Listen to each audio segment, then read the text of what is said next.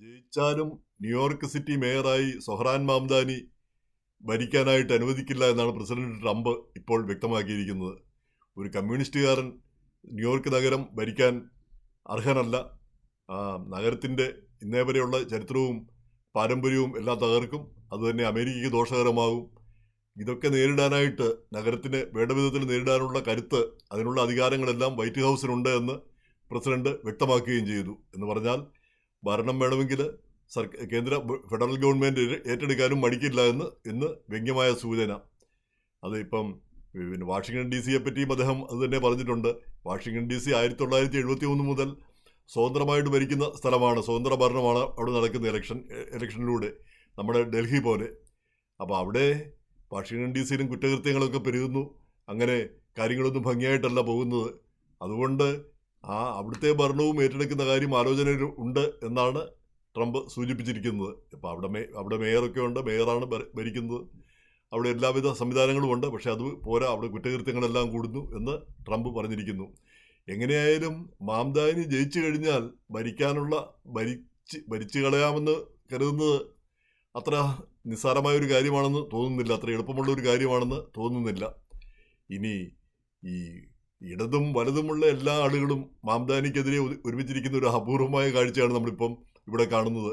President Trump തന്നെ പറഞ്ഞിരിക്കുന്നത് ഈ മാംദാനിക്കെതിരെ ഡെമോക്രാറ്റിക് പ്രൈമറിയിൽ തോറ്റുപോയ 12 പോയിന്റിന് തോറ്റുപോയ മുൻ ഗവർണർ ആൻഡ്രൂ കോമോ, അദ്ദേഹം വളരെ കഴിവുള്ള ആളാണ്. അതുപോലെ തന്നെ നിലവിലുള്ള മേയർ എറിക് ആഡംസ്, അദ്ദേഹവും വളരെ സമർത്ഥനും യോഗ്യനുമായ ആളാണ്. പക്ഷേ മാംദാനി അത്ര യോഗ്യനോ അത്ര കഴിവുള്ള ആളോ ഒന്നും ആണെന്ന് തോന്നുന്നില്ല. അതിനു പുറമെ റിപ്പബ്ലിക്കൻ സ്ഥാനാർത്ഥിയായിട്ട് നിൽക്കുന്ന കർട്ടിസ് ലീവായെ പറ്റിയും ട്രംപ് പറയുകയുണ്ടായി. അദ്ദേഹം നിരന്തരം എല്ലാ തവണയും ഇങ്ങനെ ഇലക്ഷൻ കയറി നിൽക്കുന്നു, ഒരു നിരന്തര സ്ഥാനാർത്ഥിയാണെന്ന് പറഞ്ഞാൽ അദ്ദേഹത്തെ കൊള്ളില്ല എന്ന് വ്യംഗ്യമായിട്ട് സൂചിപ്പിക്കുകയും ചെയ്തു. ചുരുക്കി പറഞ്ഞാൽ കോമോയോ അല്ലെങ്കിൽ എറിക് ആഡംസോ ജയിക്കണം എന്ന് ട്രംപ് അഭിലഷിക്കുന്നു. അതിന് ഉള്ള ഒരു ആഹ്വാനം പറയുന്നു. ഇപ്പം ഈ എറിക് ആഡംസ് മാറണമെന്ന് കോമോ മാറണമെന്ന് ഈ എറിക് ആഡംസിനെ സപ്പോർട്ട് ചെയ്യുന്നവരും ഇപ്പോൾ പറഞ്ഞുകൊണ്ടിരിക്കുന്നു. ഇവർ രണ്ടുപേരും കൂടെ മത്സരിച്ചാൽ, അതുപോലെ തന്നെ മൂന്നാമത് ഒരു റിപ്പബ്ലിക്കൻ സ്ഥാനാർത്ഥിയായിട്ട് ഈ കർട്ടിസ് ലീവായും കൂടി ഉണ്ടെങ്കിൽ മാംദാനിയുടെ വിജയം അനായാസമാവും. വളരെ എളുപ്പത്തിൽ തന്നെ മാംദാനി ജയിക്കുകയും ചെയ്യും. അപ്പോൾ അതൊഴിവാക്കണം, മാംദാനി ജയിക്കാൻ പാടില്ല എന്നുള്ളതിൽ ഇവരെല്ലാവരും, പണക്കാരും മറ്റ് വിവിധ രാഷ്ട്രീയക്കാരും എല്ലാം ഒറ്റക്കെട്ടാണ്.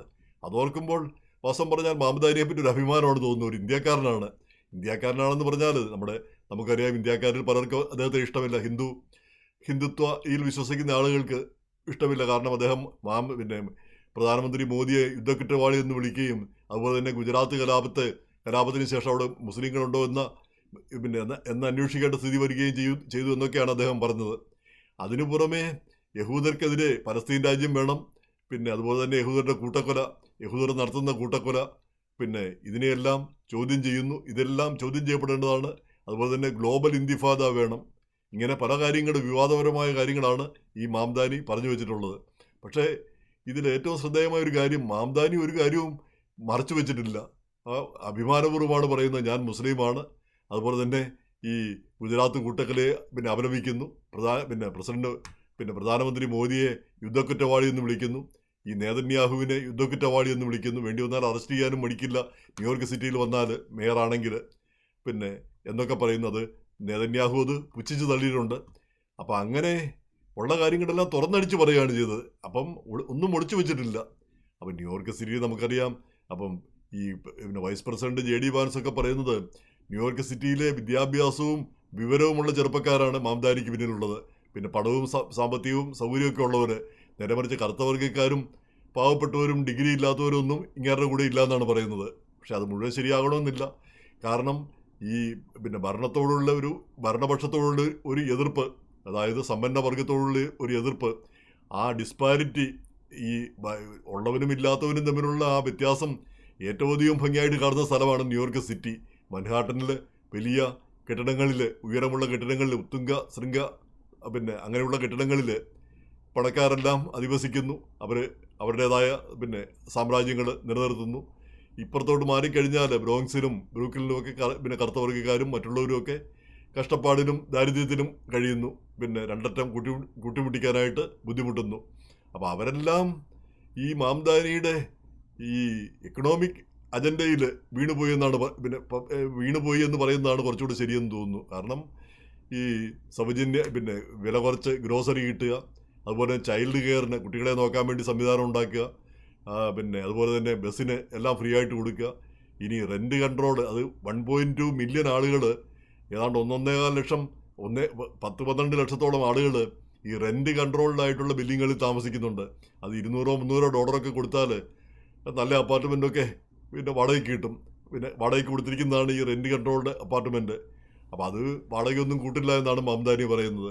അങ്ങനെയൊക്കെയുള്ള പോപ്പുലിസ്റ്റ് ആയിട്ടുള്ള കാര്യങ്ങളാണ് അദ്ദേഹം പറയുന്നത്. അപ്പോൾ അതിന് വലിയ ആരാധക വൃന്ദമുണ്ട്. അതുപോലെ തന്നെ ഈ സമ്പന്ന വർഗത്തോടും ഭരണവർഗത്തോടും ഒക്കെയുള്ള ആ അമർഷവും, ഇത് രണ്ടും കൂടിയാണ് മംദാനിക്ക് അനുകൂലമായിട്ട് നിൽക്കുന്നത്. അതുപോലെ തന്നെ ചെറുപ്പക്കാർ, ഇപ്പോഴത്തെ ഈ സമൂഹം, ഈ നമുക്കറിയാം ഡെമോക്രാറ്റായാലും റിപ്പബ്ലിക്കനായാലും തമ്മിൽ വലിയ വ്യത്യാസമൊന്നുമില്ല.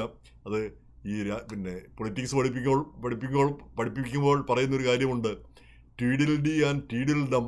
ഇവർ തമ്മിലുള്ള വ്യത്യാസമേ ഉള്ളൂ. അതായത് ഈ ആലീസ് ഇൻ വണ്ടർലാൻഡിലെ ചീട്ടുകളുടെ പേരാണ്, ചീട്ട് രാജാക്കന്മാരുടെ എന്തോ പേരാണ്. അപ്പോൾ തമ്മിൽ വലിയ വ്യത്യാസങ്ങളൊന്നുമില്ല എന്ന് പറയുന്നത് പോലെ തന്നെ. അപ്പോൾ അത് എല്ലാം ആളുകൾ മടുത്തിരിക്കുന്നു. ആളുകൾക്കൊരു മാറ്റം വേണം. അതാണ് അവർ മംദാനിയിൽ കാണുന്നത്. അതൊരു ഇന്ത്യക്കാരനായി എന്നതിൽ നമ്മൾ വാസ്തവത്തിൽ അഭിമാനിക്കുകയാണ് ചെയ്യേണ്ടത്. പക്ഷേ നമുക്കാർക്കും അത്ര വലിയ അഭിമാനമൊന്നും തോന്നുന്നില്ല. കാരണം അദ്ദേഹത്തിൻ്റെ നയങ്ങളോട് നമുക്ക് അത്ര ഇഷ്ടം തോന്നുന്നില്ല. അതിന് പുറമെ അദ്ദേഹം മുസ്ലിം ആണെന്നുള്ളത് നമ്മളെ പലരെയും അലോസരപ്പെടുത്തുകയും ചെയ്യുന്നു. എന്തായാലും മംദാനി ജയിക്കാനുള്ള സാധ്യതയാണ് ഇപ്പോൾ കാണുന്നത്.